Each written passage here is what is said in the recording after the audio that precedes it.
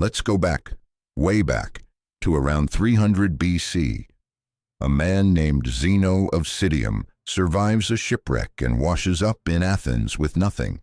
He walks into a bookshop, starts reading about Socrates, and has a realization that changes his life, and eventually the lives of millions.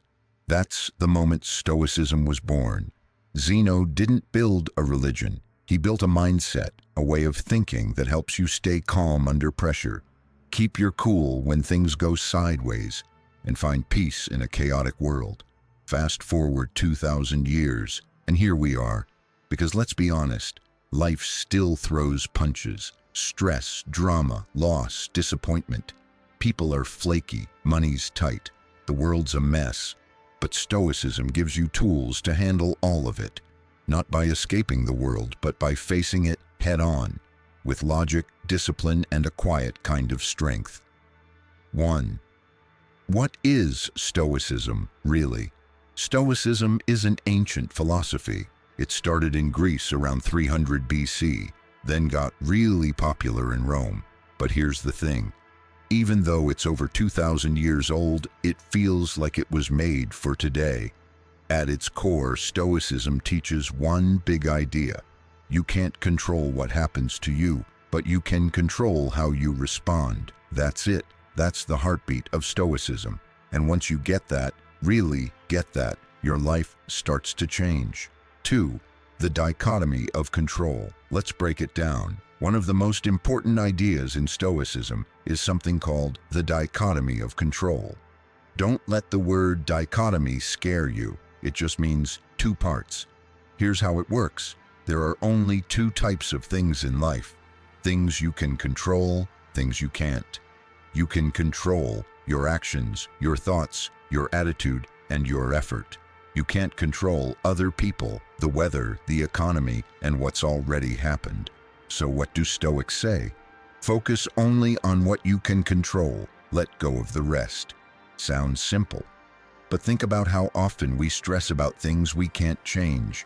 Your boss is rude, traffic is bad, someone ghosted you, gas prices went up. You can't fix those things, but you can fix your response. Epictetus, one of the great Stoic teachers, said it best. It's not what happens to you, but how you react to it that matters. Write that one down, or tattoo it on your forehead, whatever works. 3. Meet the Stoics. Let's meet a few of the original Stoics. These were real people, not monks on a mountain, not guys hiding in libraries. They lived in the real world with jobs, families, politics, all the drama. 1. Marcus Aurelius, Roman emperor. Yeah, the guy in the movie Gladiator. He ran an empire and still made time to journal about being a better person. His book, Meditations, is one of the most powerful things ever written. One of his quotes, "You have power over your mind, not outside events. Realize this, and you will find strength." 2. Seneca, a wealthy Roman advisor. He was a playwright, a politician, and a master of keeping cool under pressure. He said, "We suffer more often in imagination than in reality." That's deep. Think about how often we make things worse in our heads. 3. Epictetus, born a slave, lived with almost nothing, still became one of the greatest Stoic teachers ever. He taught that freedom comes not from money or power, but from mastering your mind. These guys didn't just talk, they lived it. Stoicism isn't about being emotionless. Let's clear something up. People hear Stoicism and think it means being stone-faced, cold, or not caring. Wrong. Stoicism isn't about feeling nothing. It's about not letting your feelings drive the bus. You still feel anger, sadness, fear. That's normal. But Stoics don't let those emotions run the show. Here's a metaphor. Life throws storms at you. Stoicism helps you become the captain of your own ship. You don't control the waves, but you steer the wheel. So, how does this actually help you? Let's get practical. First, stress. Things go wrong. Deadlines, bills, bad news. A Stoic takes a breath and asks, is this within my control? If yes, fix it. If no, let it go. Quote, don't let your reflection on the whole sweep of life crush you. Marcus Aurelius. Focus on this moment, one step at a time. Zweiter anger. Someone cuts you off, says something rude, ignores your message. Your instinct? Get mad. A Stoic's instinct? Step back, pause, ask, is my anger helping me?